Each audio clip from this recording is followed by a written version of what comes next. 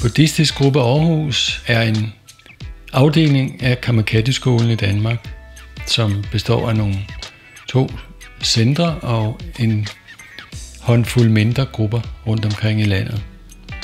Og det er tibetansk buddhisme, der foregår i centrene.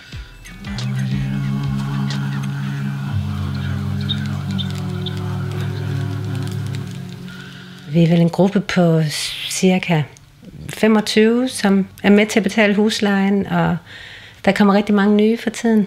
Så der sker meget i Buddhistisk Gruppe Aarhus. Der Buddha Kamapa. Like that, maybe? This is like this, huh?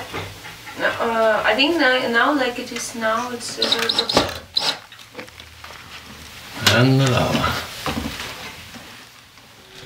Mad, altså jeg tænkte på, at man kunne lave dej, så man også kunne lave sådan noget pizza-lignende noget. Jamen en daglig tirsdag, en typisk tirsdag hernede, der vil vi, hvis ikke der er et startmøde, der kan være sankemøde, det er der en gang om måneden osv., men ellers mødes vi ved 7-8 tiden og laver noget te, og der kommer måske nogle nye, og så 7:30, der mødes vi inde i meditationsrummet, og der er en, der holder 10 minutters foredrag, og der er lidt introduktion til de nye, der er, og så mediterer vi. Og efter meditationen, så sætter vi os ud i køkkenet igen og sidder og snakker lidt, så drikker noget te og får overstået de sociale samvær. Det er meget, meget hyggeligt. Og der er først og fremmest tilknytning, som er en hindring for os. Og det er alt det, som vi vil have eller kan lide. Det klynger vi os til. Så er der vrede. Så tilbyder vi nogle foredrag. Det er ofte det, vi kalder rejselærer, altså nogle erfarne buddhister, som tager rundt i landet og holder foredrag over et buddhistisk emne. Og det er typisk fra 7:30 for eksempel til 10:00, hvor man laver en meditation undervejs, og hvor der også er mulighed for at stille spørgsmål. Og i og med, at det er nogle erfarne folk, så er det rigtig, rigtig gavnligt både for, hvis man er ny til at få en grundig indføring af buddhismen, men også som erfaren buddhist til at blive inspireret. Altså det er rigtig godt det der med, at der kommer nogen udefra, nogle rejselærer og forklarer noget om buddhisme.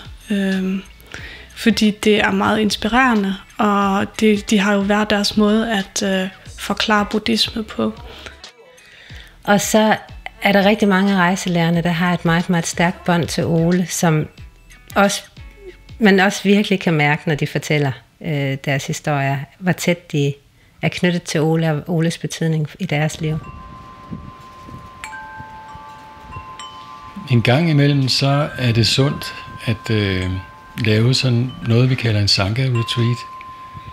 Og det betyder, at så mange som muligt tager med til et center, der ligger på landet, nede på Lolland, hvor man sådan går lidt dybere ned i meditationerne, har lidt mere tid til at fordybe sig i dem. Der er en masse samvær. Udover meditationerne, man har delt for eksempel en weekend op i meditationsperioder, og perioder, hvor man laver noget praktisk sammen. Og så er der en masse socialt hygge. Så det er sådan et mix af at komme dybere ned i sine meditationer, og så lære ens venner på vejen, det vi kalder sanghaen, lidt bedre at kende. For mig betyder sanghaen der, hvor jeg får inspiration til at sidde derhjemme på puden. Man bliver inspireret af, at der er andre, der også har tillid til de her metoder og de her belæringer, og som også sidder rundt omkring og mediterer. Men i det hele taget, sanghaen er vigtig i forhold til, at vi spejler hinanden, at vi har vores venskaber og har sådan en familiefølelse, så der er kæmpe tillid, men også tillid på den måde, at man faktisk kan sige ting meget direkte til hinanden. Så i sanghaen, der bliver vi konfronteret med vores forstyrrende følelser, og har altid chance for at få noget visdom ud af dem. Og så kan det også være godt nogle gange lige at få afstemt i forhold til at forvente nogle spørgsmål i forhold til noget, man har læst, eller noget, man er i tvivl om i forhold til en given meditation. Jeg synes, det er fantastiske mennesker, som har en masse kvaliteter, og det er et fast holdepunkt. Det er, hvis man kommer lidt ud på et sidespor, arbejder lidt for meget og glemmer lidt for meget der, så har man altid sangeren at komme ned til og ligesom blive banket på plads og blive rettet ind på.